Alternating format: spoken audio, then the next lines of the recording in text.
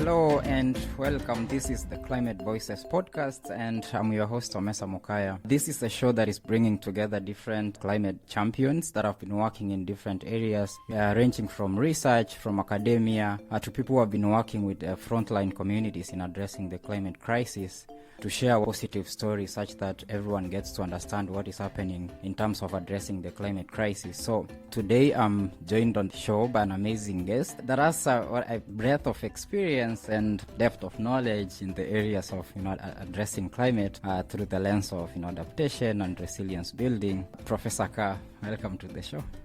Thank you for having me. It's going to be fun. Yeah, absolutely. So various conversations have been through the angle of mitigation and adaptation, and some of the topics that have emerged and people are talking about is loss and damage. But before we dive deeply into the conversation, could you briefly introduce yourself and talk about some of the initiatives that you've done before? I mean, you've been in research, in academia, in policy implementation and all that. So can you talk about that? Sure. So right now I'm a professor and I'm the director of international development, community and environment here at Clark University. But I've had a career that sort of defies easy categorization. I am an academic principally, I guess, but I've spent a substantial portion of my career in the implementation and policy space. So I spent a couple of years at USAID standing up the climate change program in one of the bureaus there. I've worked very closely with the USAID implementers in the years since that. I worked for the World Bank on a project on building climate resilience in Zambia. I'm currently the climate change advisor on the scientific and technical advisory panel to the Global Environment Facility. And the Global Environment Facility is the funding mechanism for the multilateral environmental agreements. So my career is really a lot about tacking back and forth between basic research and impact and change in the world. And that's where I find the most interesting stuff to happen and the most interesting work to be done. It's also the most challenging work. Theory is great when you don't have to actually have any empirics because you can just theorize all day.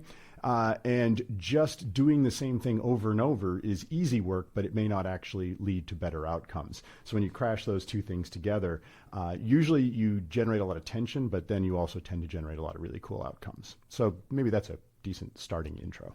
Of course it is. I mean, what you can see is that you are all over the place. I mean, Yes. Your experience touches across everything that we can think about. So I'm more interested in, in the past I've had, a couple of guests talk about youth involvement in climate action. You have touched on topics around social justice issues and marine ecosystems and how all those are impacted by climate change and what people are doing around that. So in the topic of adaptation, over decades since we started having these conversations around climate change, the conversation has majorly been around mitigation and trying to cut down the emissions that are leading to climate change. But we haven't seen a lot that's happening around adaptation. But it's not the case recently, of course. Right. Conversation is taking the center space and everyone is talking about it now. Right. What has been the case in the past that is not given attention, but it is now? I mean, it's a really good question.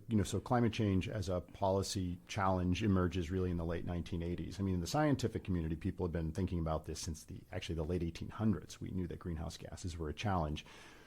But when that policy question first arose, there was a real push on mitigation, I think, for two big reasons. One of them is that the mitigation side is a fairly straightforward science question, right? In the sense that you can measure the outcome you want, less greenhouse gas into the atmosphere. That is a measurable outcome. But the other side was a real concern in the 1990s that a discussion around adaptation and real effort on adaptation would create what some people saw as a moral hazard problem, right? Where people would say, well, we don't need to mitigate because we'll adapt our way out of this particular challenge. And I think that was allowed to happen mostly because people saw climate impacts from climate change as something that was going to happen in the future. In fact, you can see language from the late 1990s. In academic literature, in the popular media, everything saying something's going to happen in a couple of decades, this is going to be bad, we need to be ready to adapt. And I think what changed really was in the early and mid-2000s, people started realizing this wasn't 2 decades, 3 decades away. This was happening right now. And on top of that, a huge number of people were being impacted right now. And finally, as you sort of made a reference to, there were real justice equity politics questions here, because these impacts are not being felt equally around the world, right? The world's most vulnerable and marginal populations were absorbing a huge amount of this impact, but they didn't have the resources to just adapt themselves. So I think you've seen a big transition over the last 20, 25 years, but it happened relatively late compared to mitigation. And even today, I think mitigation still gets more attention than adaptation, even though in the short to medium term, the bigger determinant of people's well-being is going to be adaptation. Rightly mentioned that the conversation began around the mid-2000s. I remember, I think it was in the COP17 in Durban. In 2011, that's when global negotiations, like the UN processes, they began having major serious conversation around adaptation. But at the moment, we are seeing we also have something called the global goal on adaptation, because everyone has been talking about the mitigation, limiting global emissions to below 1.5 or like well below 2 degrees. But now we have the global goal on adaptation, trying to raise the bar, having adaptation secondary to mitigation, but looking at them equally. So is the global arena through the UN conversations also like having these conversations, having successfully made it through the discussions? So what impact is it having at the global politics around climate change? I mean, this is a good question. I think the global goal on adaptation is a mess, if you want me to be really honest. I mean, if you look at the global goal for adaptation, it's incredibly vague. It doesn't actually mean it. It's not measurable. Yeah. It's more or less adequate action to protect people's well-being. Well, what does that mean? I mean, it can mean anything. You can what is adequate, what is action, what is well-being? None of those things are defined, so it's all kind of just floating around. In fact, I just wrote an article with a colleague who was also on the IPCC, also heavily involved in sort of this academia to implementation space, talking about what we actually think the goals of adaptation are, trying to create something much more measurable. Even though, look, measurable is also reductionist, right? I mean, reducing well-being to some variable or a couple of variables is always going to exclude some things. Yeah. But if nothing's measurable, nothing gets managed. And it feels to me like on the mitigation side, we have very clear goals, right? If it's going to be 1.5, there's an actual gigaton reduction target we have to hit. I mean, it's physics, it's atmospheric physics in the end. We just have to get that much of a reduction in emissions. Adaptation goals, I mean, what does that mean? Again, you can also talk about dollar amounts needed, right? And we're coming up massively short, somewhere in the $300 to $500 million a year, $1 billion a year, short of what we need to be putting in. But even that doesn't necessarily tell you what you should be doing in a particular place. So I do think that there's like serious attention to this. I do think people are worried about it. But the policy conversation is not in a place where anything interesting or productive is going to happen right now, in my opinion. I just don't think the global goal makes any sense. Adaptation is a local phenomenon. Yeah, I mean, some of the things that have been pushed around this is, gender responsiveness and, capacity building, and also like enhancing indigenous knowledge. But like you rightly mentioned, these are not some things that you can have clear and measurable, goals around them. So is that what is impeding the process of adaptation, for instance? Yeah, I think so. And I mean, that's why I wrote that article with my colleague, was we wanted to say, look, what are things that adaptation does, and at least make them more concrete. And all we really did was take up the major characteristics of risk and vulnerability and say it's exposure, sensitivity, and adaptive capacity. But all those things can be measured at least.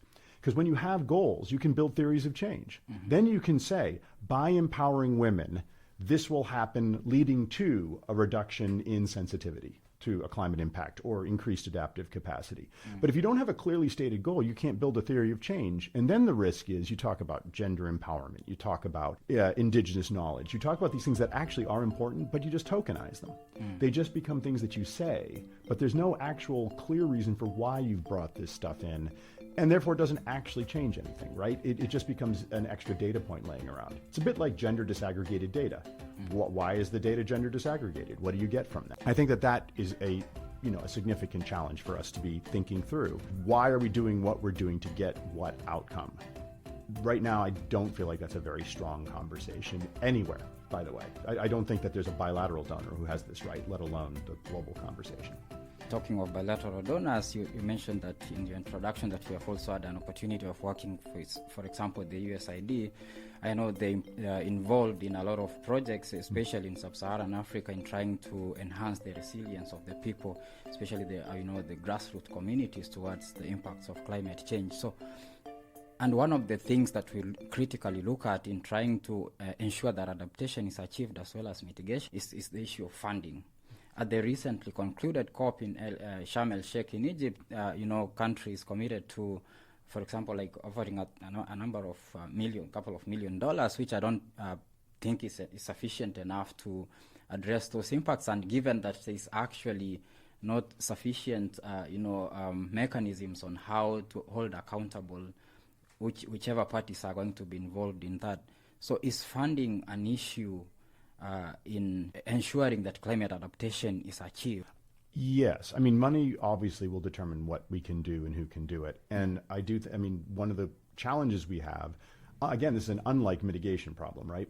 The principal mitigation drivers come from countries that are capable of mitigating, because they're actually the ones that are the wealthiest countries, right? Those are the big drivers. The largest adaptation needs are in the countries that have the least resources to adapt. So it's landing in a very uneven sort of way. And if we actually think that we bear any responsibility for what's happening around the world, and when I say we, I'm talking about places that created this problem in the first place, so countries like the United States, most of Western Europe, et cetera, then I think we do owe something to other people in the world. At the same time, you can also take a completely self-interested view on this and decide that you still need to do something. Because the fact is, we all live on one kind of relatively insignificant rock circling a relatively insignificant star in kind of a backwater galaxy, right? Like, we're all on one small place. The global food system is a global food system. If something crashes in the global food system, as Ukraine in the most recent war showed us, we can see food price shocks everywhere, including here. So I think that we actually do need to be paying a lot of attention to this, whether we think of that as a moral obligation, whether we think of that as self-interest.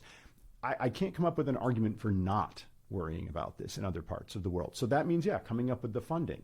But that's not... There's some people who treat that as money that gets our money, and I'm going to frame this again as an American view, right?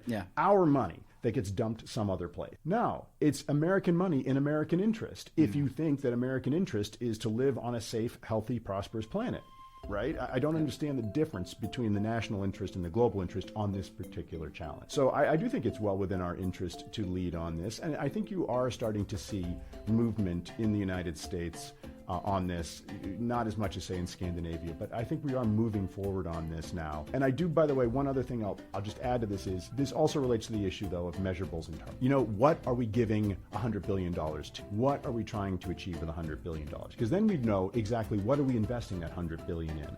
What's the outcome we expect to see? At least then there's accountability, and I think that would make the funding question a bit easier as well. Talking of the $100 billion and how we are going to hold everyone accountable to that, during the recently concluded COP, most of the countries from the sub-Saharan Africa and the global south in general were facing the lethal impacts of climate change, were pushing for this kind of fund to help them, towards addressing the impacts of climate change. And this raises a question of loss and damage and who takes responsibility for this. You mentioned, from the case of America, you're like, whose interests are being covered? We have seen resistance from some of the countries in the global north in supporting or chipping in towards, meeting the commitment towards this $100 billion, and it's actually derailing the efforts in addressing climate change. And you have seen a push and pull in, economic wars between, like, the US and China, for example, and how it's impacting addressing climate change. And we saw during the COP, leaders standing up to this, like Maya Motley, the Prime Minister of Barbados, standing, strongly and saying we should address all these issues. So how are we going to address this and make sure it doesn't impact those countries which actually, like, did least in contributing to climate change? From my perspective, the answer is maybe not as uplifting and inspirational as you might want. Politics are incremental. At least at the global level. They're always incremental. And when you reframe politics that way and you stop expecting global processes to create giant miracles, because that's how every one of these COPs gets framed, right? If we don't have a huge breakthrough, we're all going to die, or something like that. But we're never going to get a huge breakthrough. What are you going to get 192 countries to agree on? I mean, you can't even agree whether the sun's up on any given day, let alone whether we should act on climate change, right? So that's not going to work out. But for example, the fact that the United States actually allowed the words loss and damage to show up anywhere and actually put some money in, a pathetically small amount of money, right? But put money into it, that's a massive incremental change. We have aggressively tried to keep that language out of any agreements, let alone pay for it. The fact that we started to put money into this conversation around loss and damage means we just took a big step forward. Now, all future negotiations start there. They start from, hey, you agree that this is a thing, and you actually put a little money in, so the next time you don't get to say it's not a thing anymore. Now it's here. And that really, on the global scale, is how those processes move. But that also means that the global scale isn't going to drive this conversation, right? It's going to be country level, and it's going to be sub-country level. In the United States, it'll be at the level of states and cities, I would say. California decides to change its policies on the efficiency of automobiles, and they can change the entire auto industry of the United States, because Ford is not going to make cars just for California. That doesn't make any sense. But California may be the single largest consumer of cars they have. Therefore, if they change it for California, they just change it for the whole United States. Yeah. When you see a big city like New York decide to take climate action, or Boston decide to take climate action, Chicago, when you see these kinds of shifts, that's a big chunk of our economy being shaped by new regulatory policy type environments, which then can radiate out across a country. So I think that there might be just a mistake to look at those global negotiations and assume that will be the big driver of change. The big driver of change will come from all kinds of places, and it'll be country, region, city specific.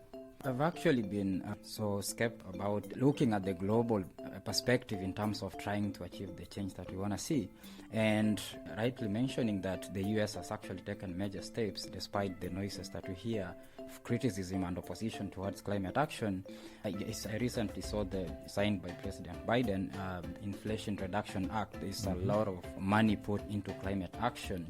And you talked about California. Actually, I know about the efforts to decarbonize the transport sector. For example, there's a lot of investment in electric mobility and electric cars and stuff. We have seen other cities taking that up, and also actually it's being scaled up to some other countries even outside of the US.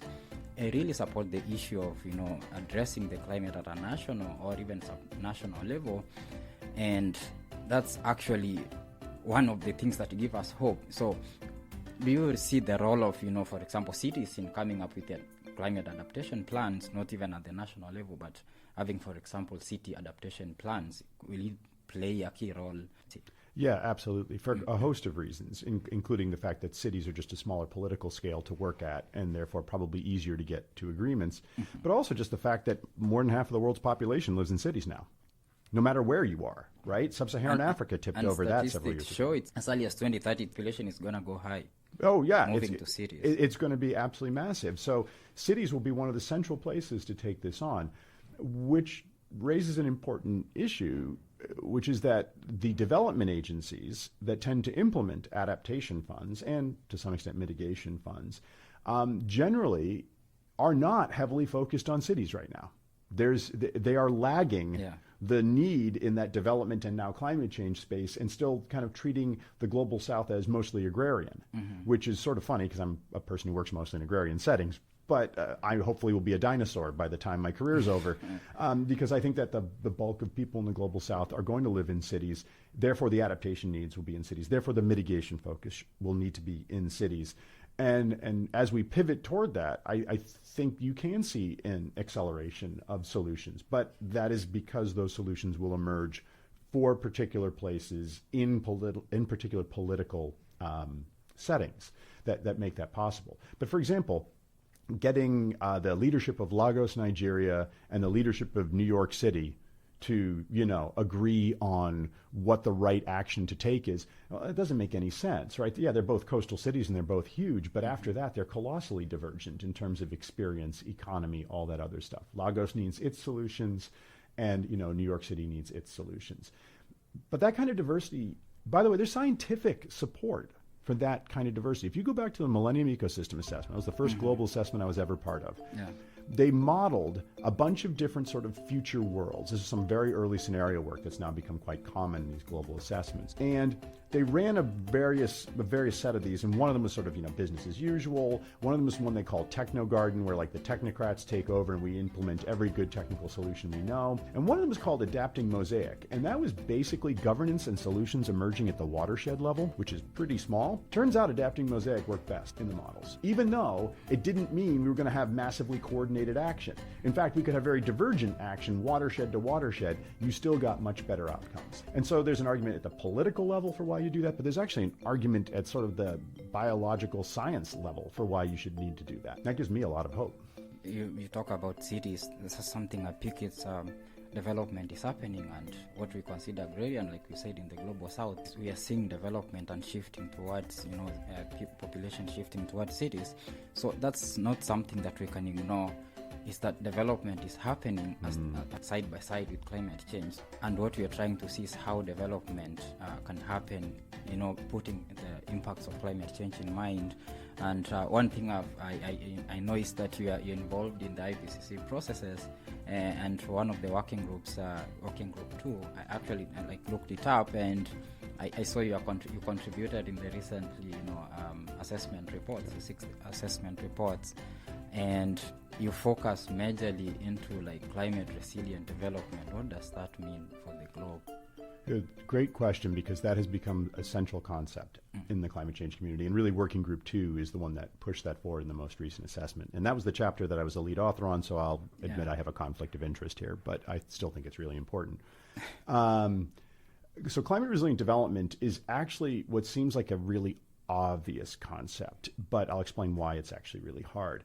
Climate resilient development simply suggests that what we need to do is align adaptation actions, mitigation actions, and development action toward a goal of sort of a just, sustainable development moving forward. And you can define development in that any number of ways. There's no part of the world where everyone is perfectly well off, safe, healthy all the time, right? So everywhere in the world needs to be thinking about development. Some places have different challenges than others. Some people have deeper challenges than others. But everyone can think about aligning these things. Now, you might hear that and say, well, of course you need to align those things, except in practice, no one aligns those things. Mitigation funding and adaptation funding tend to live in 2 different budget buckets and often cannot be mixed. So you can't implement a mitigation project and an adaptation project in the same place with the same leadership. You have to have 2 parallel projects, and that's usually a disaster. And then mixing that in with development goals has not commonly been done. When I was at USAID, I worked with some of my colleagues, and we tried to build a framework that we called climate resilient development. And it's there. It didn't really ever get taken up. But this has become a really serious push, because I think we're recognizing, especially with the Working Group 2 report, that our adaptation actions have not, as best we can tell, been as effective as we thought. And in part, that is because we're not paying attention to the ways in which adaptation actions, mitigation actions, and development actions can actually crash into each other. And instead of creating synergies, create drags on each other, right? Where you work on a development effort because you want to improve employment. But by improving employment means massively expanding the extractive sector and mining a heck of a lot more coal and burning it. Well, you just destroyed your mitigation goals, right? Yeah. So okay, there's more money, so people might actually be able to adapt better. They might actually be better off financially, but 30 years from now, as all that stuff ends up in the atmosphere, they end up in a much worse situation because of the eventual impacts of all of this. That's not climate resilient development. You have to think about how do you grow someone's economy, if that's the goal you have, in a way that actually can still contribute to a mitigation goal, but bring about development and adaptation goals. And then in the center of all that is I said it in passing, but is the question of justice and equity here. Yeah. We can't continue with patterns of massively uneven development. It can't play out. It's not sustainable. It's not healthy for anyone. We actually have quite a lot to do in that area. And so the question of justice does come up repeatedly in our chapter in the IPCC report. And I think it's going to be a growing focus of the climate conversation going forward. Again, not just for ethical or philosophical reasons, but for practical reasons, right? If we are not engaged in a question around equity and justice, how do we bring people into this conversation? How do we get the outcomes that we need around the world? We know that uneven development leads to bad environmental outcomes. we have to get away from that pattern of uneven development. You won't do that without justice and equity questions being answered. You're talking about justice and equity and how those are tied into development, and so it raises a question around it's called just transition. We're trying to talk about issues of transitioning from fossil fuels to renewable energy and how that impacts the global south, for example, which direly needs to develop. For instance, my country, Kenya, needs to develop. We have a Vision 2030, which is our development blueprint that aims to transform the country into a upper mid-income status by 2030.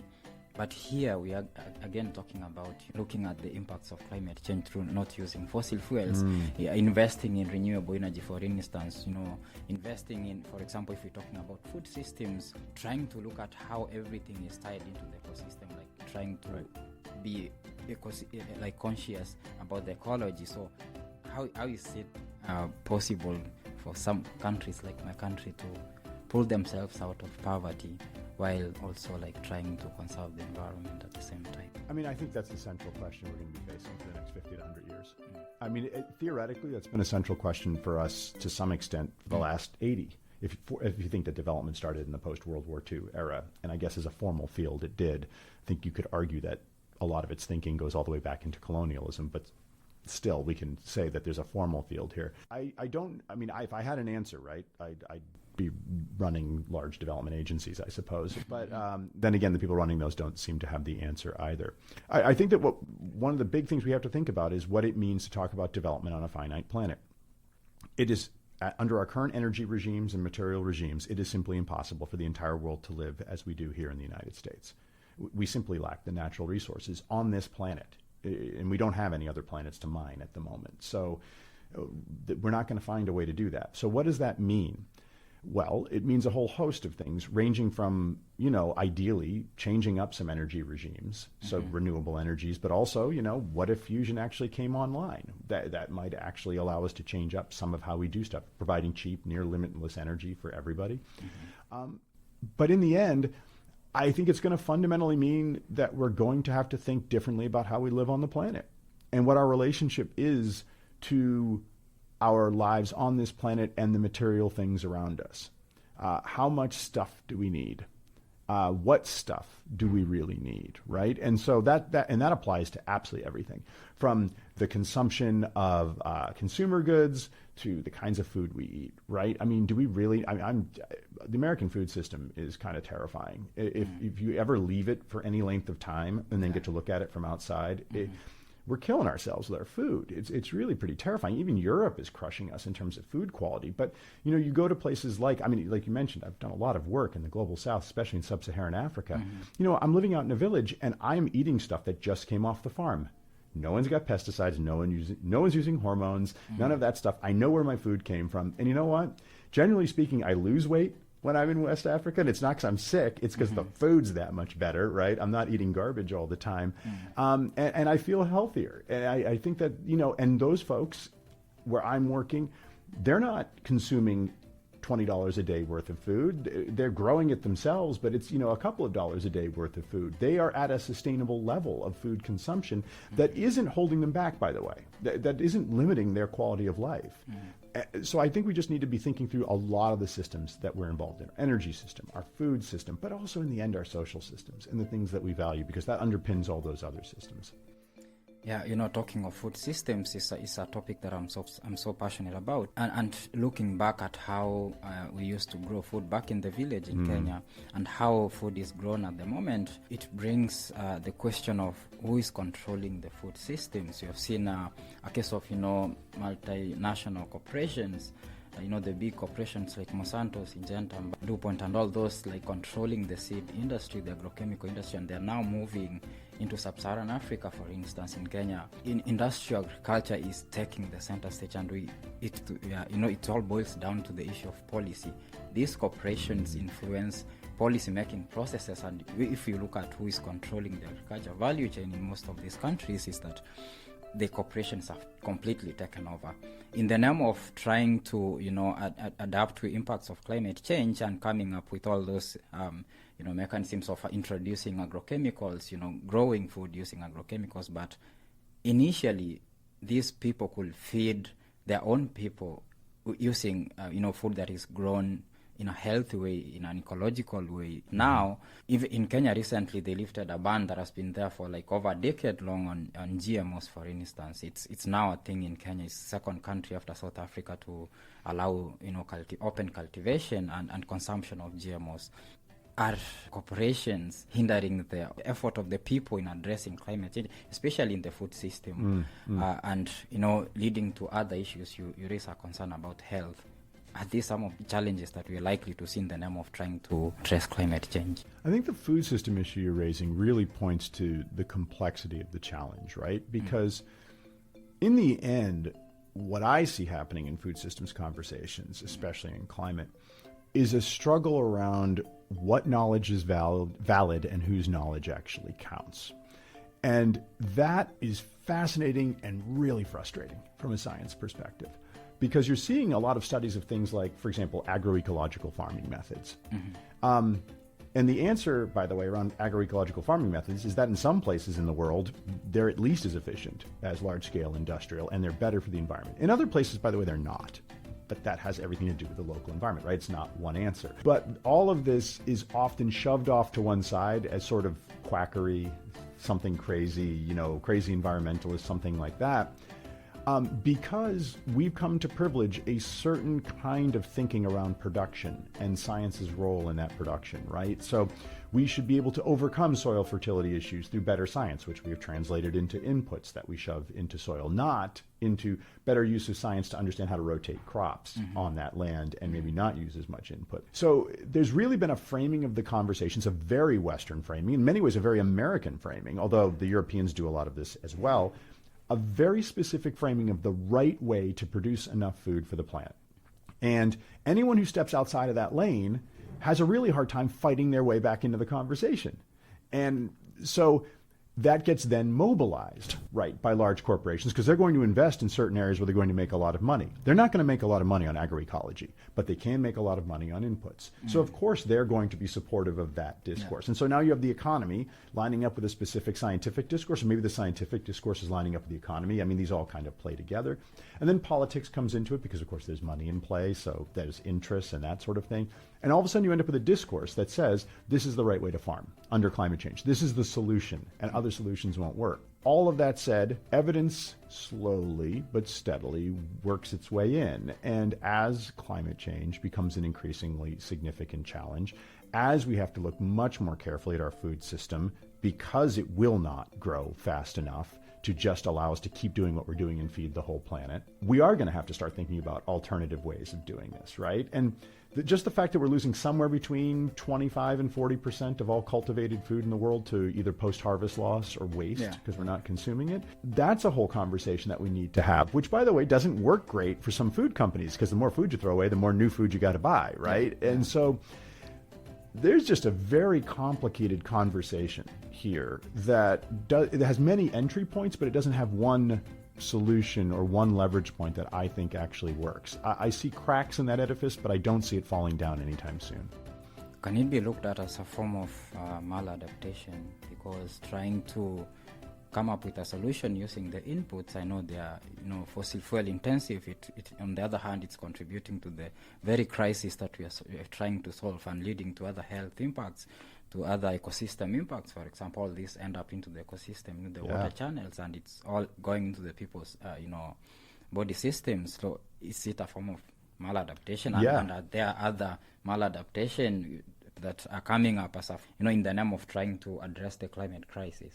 Oh, I think I think that a lot of industrial farming is massively maladaptive if you actually look at it, right?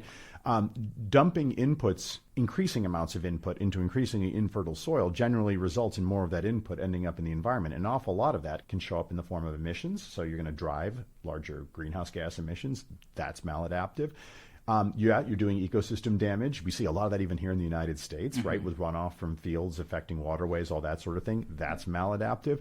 But it's also locking us into forms of agriculture that are increasingly rigid at a time when we're going to need flexibility and diversity to find our way forward. And that, too, is maladaptive. But it's also all characteristic of the stuff I've seen in my work on resilience around systems. When systems get put under stress, they get more rigid. They don't get more diverse. They don't get more innovative. They start doubling down on what they think is reliable and safe because it's around the forms of knowledge, but it's also around whose authority is preserved, right? Because you're not just challenging how you work in the world, you're challenging who gets to be authoritative in the world, who gets to have power in the world. And so, again, that's why this is really hard to address. It's not just about science. It's about the setup of society in the end. So it's like challenging the systems in the name of trying to, have the paradigm shift from whatever is the business as usual to what we want to see. Which is one of the hardest things to always do, right? Is to get out of business as usual, because business as usual is what we're all used to. It's what we're familiar with. It's a comfort zone. It is a comfort zone. Well, okay, but let's remember there's a comfort for some of us in the world. Business as usual is also causing a lot of people to not live in comfort. So again, this is where global politics becomes a challenge. This is where equity becomes an issue, right?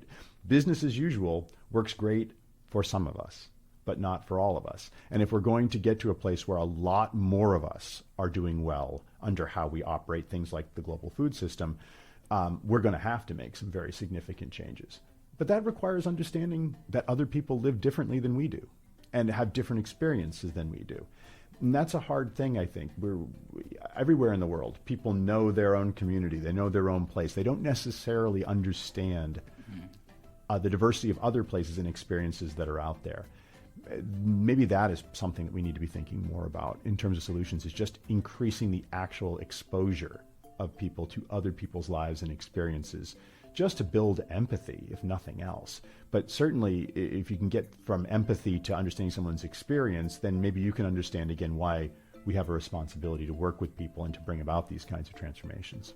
Talking of the power dynamics and all the politics that are playing in the global center stage, especially the conversations we're having around climate change. After the COP27, the COP28 is already decided it's going to be happening at the UAE, and the UAE has appointed co-presidency to someone who is the leader of a major oil corporation. And is this a conflict of interest? Isn't it? It's a case of leaving a jackal to take care of your sheep, like to watch over your sheep. It's like appointing the very people who are representative of the contributors of the problem that you're trying to see from the oil industries and having them lead the climate conversation. Isn't this ironic? Are we going to see any progress in terms of global conversation around climate change? I see that point, but let me float a counterpoint, one that I admit makes me a little uncomfortable, but I still think needs to be voiced, which is, how do we think we're going to make progress if those people aren't at the table? How do we think this is going to work? Do we think we can wall off the fossil fuel industry from this conversation? The fossil fuel industry underpins the entire global economy.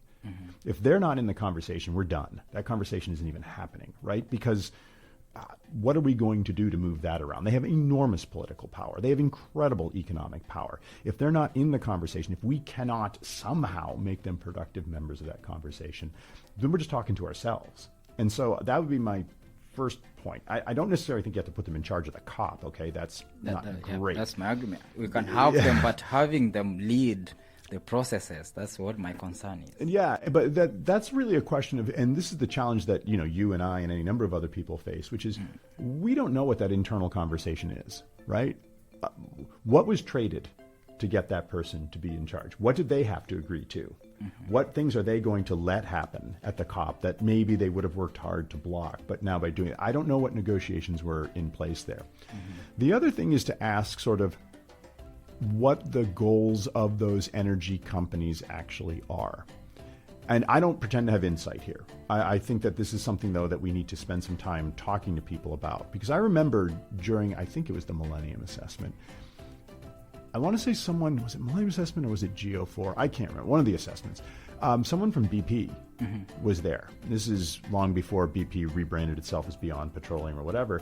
But what was interesting is he was very clear that BP, I wasn't surprised to see them rebrand away from Beyond Petroleum, because he said, we're an energy company.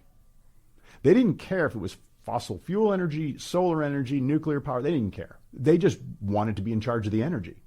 So they were already looking at expanding into solar. They were part of this assessment not to stop the assessment, but to try to figure out where everything was headed so they could get in front of it so that they wouldn't become dinosaurs in the field and irrelevant at some point. So if these energy companies want to join in that spirit, to understand where this is all going, and if by getting them in that way, they become productive, in other words, they're shifting toward renewables and helping accelerate a transition toward renewables, then that can be constructive. Now, there's a lot of assumptions I have to make to get there, right? We have to assume that that's the role that they're willing to play. We have to assume that someone's negotiating in good faith, and maybe none of that is true. And if none of that's true, then this is disastrous. I agree with that. But I just think there's some considerations we need to work through to understand that decision making. And rarely do I see that kind of stuff discussed. I mean, the fact politics is complicated. Politics is compromise. So what's been compromised here and to what end? We don't have insight into that. And we won't know, right, until after the COP's over, when maybe we see something happen or maybe we don't. But this is a really big challenge for even reading what these political moves mean. Say we have to wait and see, because some of the things that were formulated at the COP, for instance, the loss and damage fund, there are some frameworks which have to be followed up at the COP28. So it's all entirely dependent on the proceedings of that process that is being led by, again, conflict of interest, I call it. But okay, we'll just wait and see. But it could be. I don't want to debate that point. I want to say to you, that really could be a huge conflict of interest. That said, nearly all global agreements involve someone with a conflict of interest, right? Because global agreements rarely does everybody agree on the issue, right? So somebody's arguing, and they're usually, look, the Saudis show up at every negotiation around the Summary for Policymakers, the IPCC. And the Saudi delegation shows up incredibly well prepared, ready to challenge every sentence of the Summary for Policymakers if they have to. Why are they doing that? They're not doing it for scientific integrity. They're doing it because they're trying to water down the messages, because their whole economy rests on fossil fuels. Everybody knows this. I'm not saying anything secret. Everyone who's involved in this knows that's what's happening here. Do the Saudis have a conflict of interest? Yeah, they do. But that's what negotiations work out, is the conflict of interest situations. The COP27 was majorly advertised as an implementation COP, and trying to shift the conversation from planning to implementation. Did you find it was it a success? No. Do you think it was a success? No. But you know what? I thought that was a little bit silly, because COPs are not where anything involving actual implementation happens. That's a policy arena, right? And policy arenas should be about policy, and they should work to very clear policy statements, and then implementation proceeds from policy. But that's a different arena. I think that the work of implementation is being moved forward by organizations like the GEF, with, for example, the Least Developed Countries Fund, which I advise, or the Special Climate Change Fund, and the Green Climate Fund, which has now become sort of a partner in some ways to the GEF funds, and the Adaptation Fund. And what we're doing now, like the technical advisors, like myself, we're working hard on helping them to think about how to design better projects that draws on what we know to be good practice, what we've learned from the academic literature, and distilling all of that into practice guidance for practitioners. That's where implementation moves forward. We need the COP to create the environment where there's money to do the work. But the COP shouldn't be telling us about how to do implementation. You don't want ministers negotiating about how to best incorporate women into an agricultural project. That doesn't tend to work out very well. Yeah, it doesn't. So, it's actually gets me to think about who actually does the implementation. Is the people at the grassroots. Yes. But we have to have these policies, providing the necessary conditions for them to do this. For example, even to access the funding that is, for example, given through the bilateral donors, or the World Bank, for instance, gives a lot of funding, but there are mechanisms that you have to go through.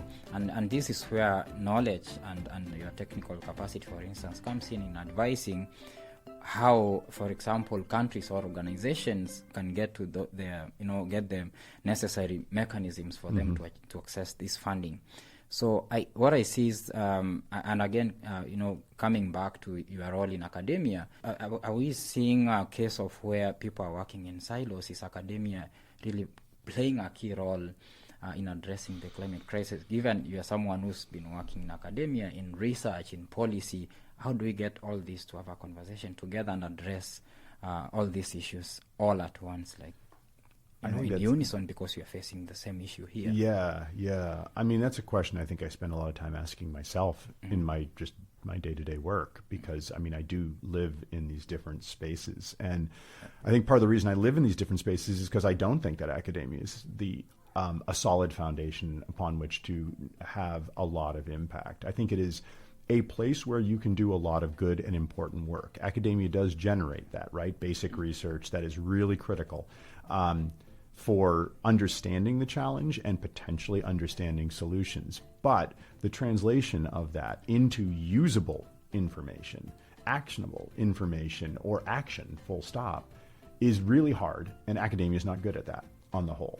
Academia, most of my academic colleagues, not necessarily here at Clark, but actually around the world, generally their version of implementation is publish an article. And you hope that someone reads the article. And as a former policy advisor in a federal agency, I can tell you that no one reads the articles. So if that's your version of implementation and translation, you're not having any kind of an impact. I think, though, that there is a huge space for higher ed here. One of the things that's made me most frustrated in my career is the work that I've gotten to do in a number of countries with partner organizations, with partners with enormous capacity and talent. I've been funded to train up local teams to gather the data, for example.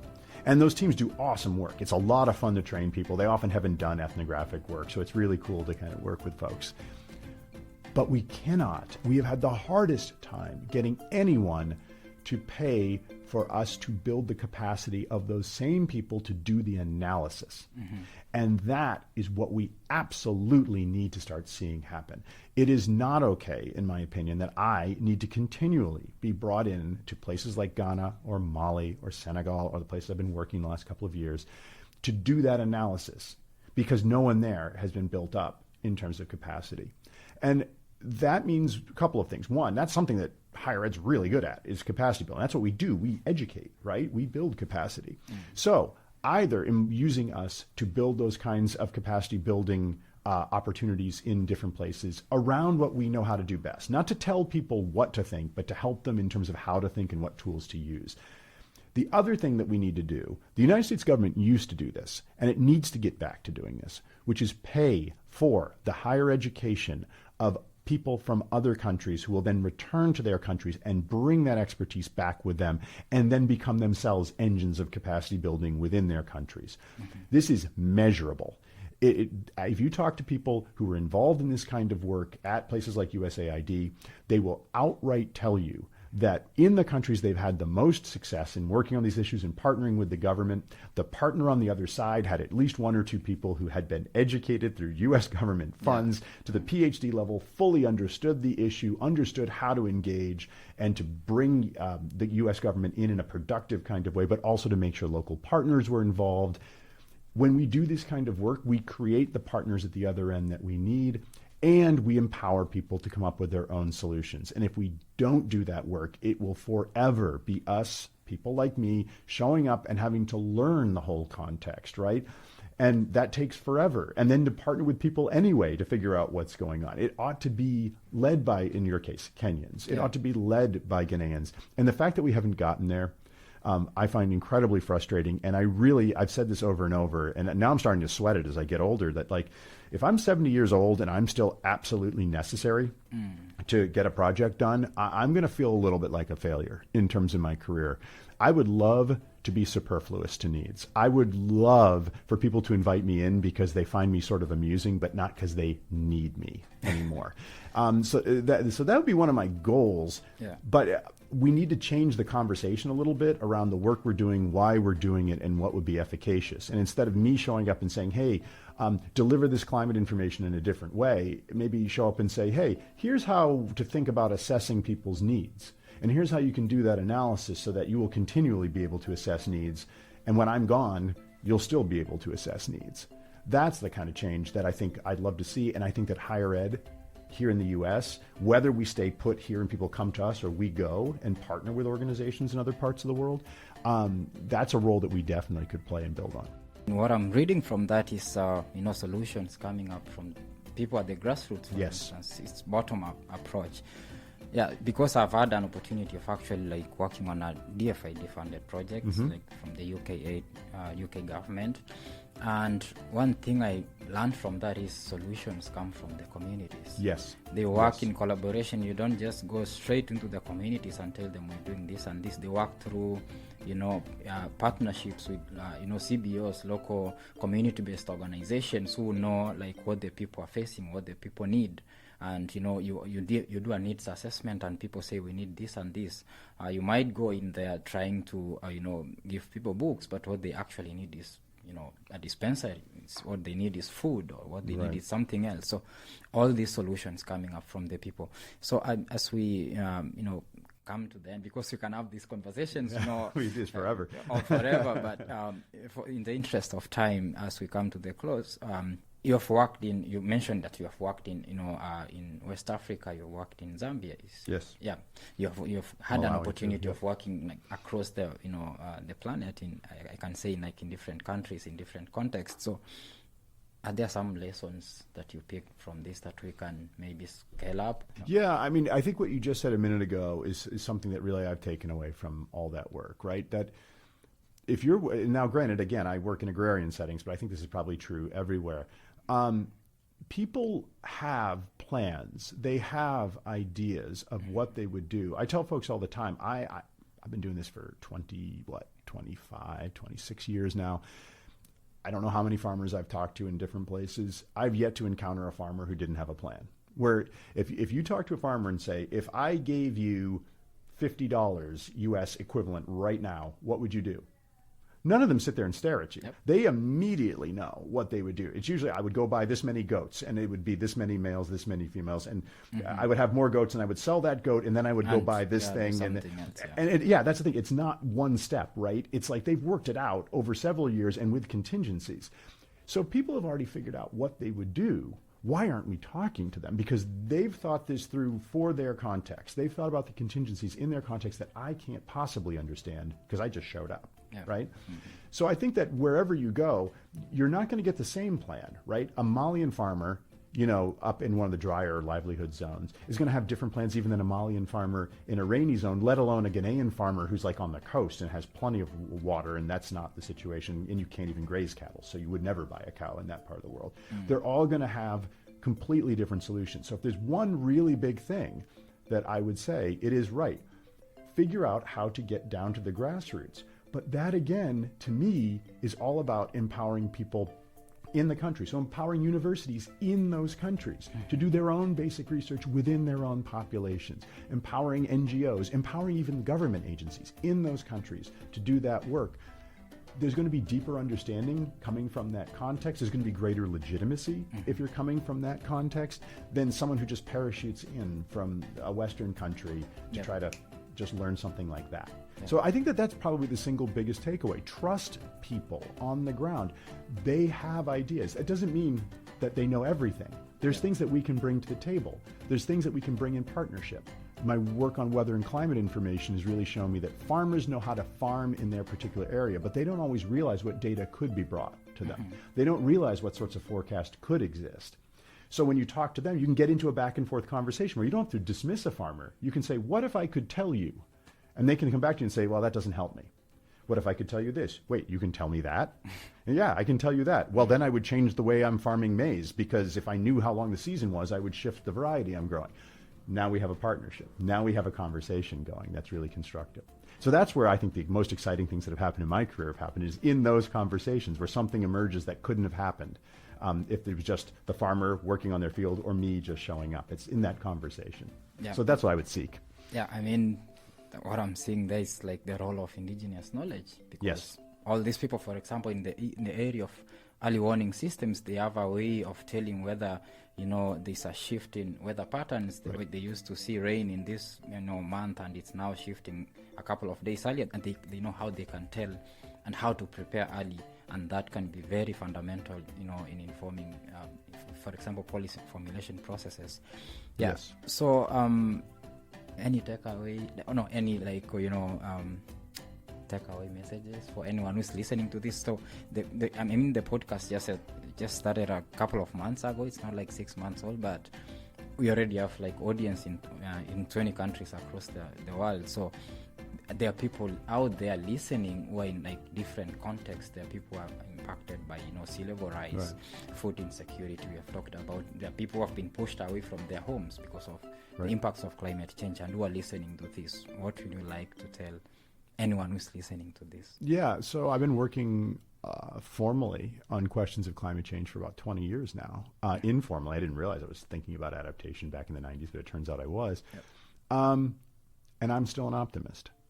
And I think that that's incredibly important. I also don't know how you work on this subject if you're not an optimist, right? I mean, it's just, if you think you're doomed, why would you work on this? You go do something else, I guess. But I am an optimist because I've been around long enough to see the kinds of changes that can happen in the world. I've seen Ghana just absolutely explode in terms of the quality of human life, size of its economy, that kind of stuff over the last 20, 25 years. And if you told me in the late 90s it would look like it does today, I probably wouldn't have believed you.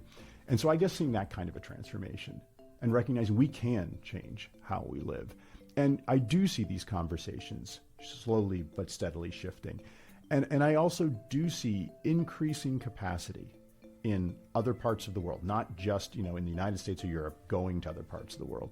I see increasing capacity to take up the lessons and ideas from people where they are, in the watershed, if we want to go back to that level, where they are. And all of that gives me a great deal of hope. I really do think we're going to be able to address this. I do think it's not going to go as smoothly as people want. I do think it's going to be really hard in the next 50 to 100 years. It's going to be very bumpy for everybody. And I think it's sort of an imperative, both from our self-interest and morally, to make sure that we're taking care of those most vulnerable and marginal people as this bumpy period goes through. But we can totally do that. I absolutely believe in that. So that's what I get up every morning thinking anyway. Yeah, it's a bumpy road. I mean, we are treading on a quagmire, but what Professor Carr is saying is that we have hope. All that matters is the hope that we have to instill to people. We have to pass to everyone. We are not going to address all this if there's no hope. Right. It's not all lost. There's hope, and we can actually see change. And the planet has hope too. I hope so. It's not going to. It's all been about stories of catastrophes, and everything we are told is about stories around tipping points and how it's gonna lead us to catastrophes and sea level rise and temperatures rising. But with everyone's effort, there's hope. I agree with you completely. I think I'm tired of the catastrophe language. I mean, I think it's good for clicks and it's terrible for absolutely everything else. And there's a generation coming, right? And I have children, right? My oldest is 16 years old, and they've spent their whole lives hearing that they're screwed. And I am fed up with watching that impact, 'cause that's not true. It's just not true if you look at the data. But that's the story, right, that they get told. But that's also a whole generation of people coming up now for whom climate change has always existed and has always been a major threat and something to deal with. And we're 20 years away from that generation starting to take over major positions of authority and power. The conversation will change over time. I tell people, we have 50 to 100 years, but really it's 20 years for my generation not to screw everything up. Because if we can just hold on for 20 years, that next generation will come in with a different set of politics, and I think that you will see a lot of changes happen. I want to be careful. I'm not, by the way, punting to my children and saying, you fix it, because that's like the worst thing a senior generation can do. We have a lot of responsibility right now, my generation. But that's another thing that gives me a lot of hope. I see this in youth everywhere in the world, but I see it in my own house. And that's something that I think gives me hope. To the future generations, there's hope. Professor Carr concludes by saying there's hope. To my children, well, I'm not sure when I see them, there's hope wherever that happens. So thank you so much for being on the show and for the amazing contributions. I mean, it's an insightful conversation, and thank you for your time. Oh, thank you for the conversation. Those are great questions. I enjoyed it.